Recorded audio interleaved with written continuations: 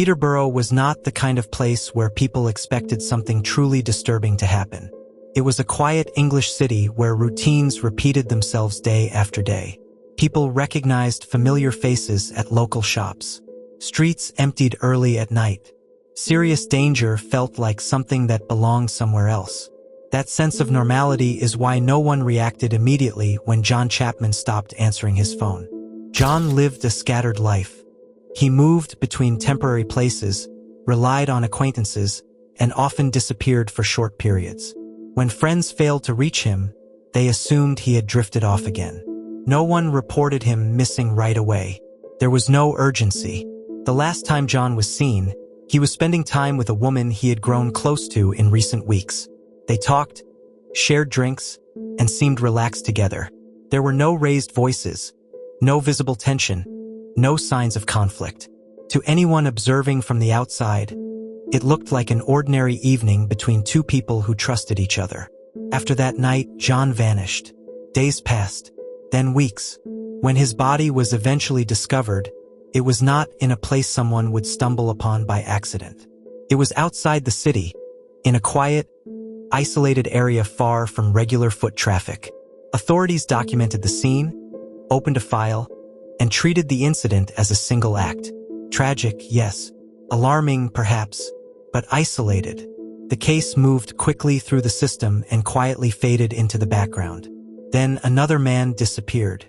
Kevin Lee was different from John. He was more visible, more socially connected. When Kevin failed to show up for plans and stopped responding to messages, people noticed almost immediately. Calls went unanswered. Concern spread faster this time. In the days before he vanished, Kevin had mentioned a woman he had recently met.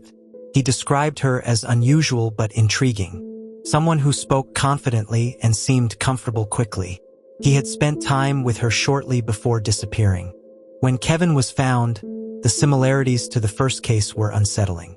Once again, the location was remote. Once again, it was far from public view. The circumstances felt familiar, but still no official link was made. Each incident was viewed on its own, without looking at the larger picture. Life in Peterborough continued. The woman connected to both men did not disappear. She did not hide. She remained visible, social, and active. She went out, met people, and spoke freely with those around her. Some noticed that she seemed strangely unaffected by everything happening nearby. There was no visible fear, no sadness, no withdrawal. If anything, she appeared energized. Then a third man, Rob Moore, stopped answering his phone. At this point, coincidence became difficult to defend. Rob had also spent time with the same woman shortly before vanishing. 3 men. One common connection. 3 similar endings. The question quietly shifted. It was no longer about what had happened to these men. It became about who they had trusted, and whether that trust had been their final mistake. As concern quietly spread through Peterborough, authorities were forced to revisit the earlier cases. When the timelines were placed side by side, the similarities became impossible to ignore. Each man had disappeared shortly after meeting the same woman. Each had been found in a secluded area outside the city. Each case had initially been treated as separate, but together they formed a pattern that could no longer be dismissed. Investigators began interviewing people who had interacted with the woman during this period. What they heard was unsettling, not because it described violence, but because it described absence. An absence of expected emotion, an absence of reaction. Those who knew her said she spoke easily, confidently, and without hesitation. She did not struggle to connect with people. In fact, she formed trust unusually fast. Conversations became personal quickly. She listened closely, asked questions, and made others feel understood. People felt safe around her. That sense of safety was the common thread. Several acquaintances recalled moments that had seemed insignificant at the time but now felt disturbing. Casual comments about curiosity, about boundaries, about wanting to understand how people reacted under pressure. None of these remarks sounded threatening in isolation. They were delivered calmly, almost thoughtfully. No one imagined they carried weight.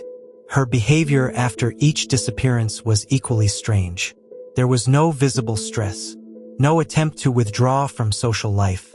She did not avoid places or people connected to the missing men. She continued going out, meeting new acquaintances, and speaking openly. Some described her as unusually calm, others as oddly energized. This calmness drew attention. Authorities began monitoring her movements. They found no effort to conceal her routine. She moved openly through the city, as if she had nothing to fear. That confidence raised more questions than answers. Phone records were examined next. Messages revealed similar communication patterns with each man. Conversations followed the same rhythm. Initial contact, rapid familiarity, invitations to spend time privately. Each exchange ended abruptly around the same point in time. After that, silence. When confronted with these findings, the woman did not deny knowing the men. She acknowledged spending time with them. She did not appear defensive. She did not express shock at the connections being made. Instead, she responded with calm explanations, offering just enough detail to answer questions without revealing emotion. Investigators noted that she spoke about the men not as individuals, but as experiences. Her language lacked personal attachment. She did not describe memories or feelings. She described moments. This distinction mattered. Psychological specialists later explained that this pattern pointed away from impulsive behavior. There was no loss of control, no sudden break. Each interaction appeared deliberate, structured, and repeated. The turning point came when a close acquaintance shared a private conversation.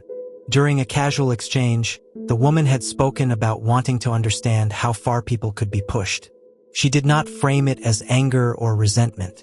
She framed it as curiosity. That single word reshaped the investigation. This was not about conflict, not about revenge, not about desperation. It was about observation. Soon after, she was taken into custody. Her arrest was quiet. There was no resistance, no attempt to flee. She did not appear surprised. During questioning, she remained composed, answering clearly and without emotional fluctuation. She did not collapse under pressure. She did not attempt to shift blame.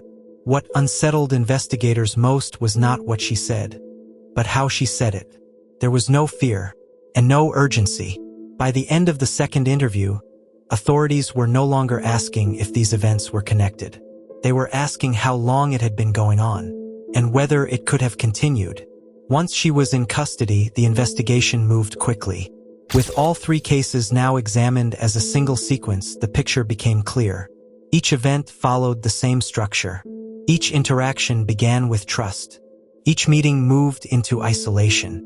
Each outcome repeated with disturbing consistency. During questioning, she did not deny involvement. She did not argue against the connections investigators presented. Instead, she spoke in a measured, almost detached manner. Her answers were direct but emotionally empty. She did not express regret. She did not attempt to explain herself through fear, anger, or loss of control. When asked why she continued, her response contained no dramatic justification. There was no rage, no provocation, no moment she described as a breaking point. She explained her actions through curiosity, a desire to understand reactions, to see what people would do when placed in vulnerable situations. These explanations were delivered calmly, without hesitation, as if describing an experiment rather than real lives. Psychological evaluations reinforced what investigators already suspected. This was not impulsive behavior. There was no confusion about right and wrong. She understood consequences. She simply did not feel constrained by them. Specialists described her mindset as highly dangerous precisely because it lacked emotional interference. There was intention, repetition, and awareness. The court proceedings reflected this assessment. Prosecutors laid out the sequence step by step, showing how each event mirrored the last.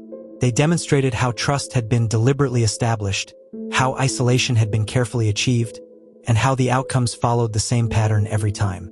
Witnesses described her calm demeanor before and after each disappearance. Digital records supported the timeline. Nothing was left unexplained. The defense offered little resistance. There was no alternative version of events that fit the evidence. The court focused not on speculation, but on repetition, on structure, on intent. The verdict was delivered without ambiguity. She was found guilty on all counts. The sentence was clear and final. She was given life imprisonment with no possibility of release. The person behind all of these events was Joanna Dennehy. In the ruling, the court stated that she posed a permanent risk to society. The absence of remorse, combined with the deliberate nature of her actions, made rehabilitation impossible. The only option was permanent removal from public life. There was no dramatic ending, no escape attempt, no unresolved questions. The case ended with arrest, conviction, and life behind bars. What makes this story disturbing is not the number of victims, but the quiet way everything unfolded. There were no obvious warning signs, no visible escalation. Each step appeared ordinary until viewed together. The danger did not announce itself. It did not rush. It waited to be trusted. And perhaps that is why this case continues to unsettle those who study it. Because it shows that sometimes the most frightening threats are not driven by emotion, chaos, or desperation. They are driven by curiosity. If you want to hear more dark and mysterious true crime stories, don't forget to like, share, and subscribe.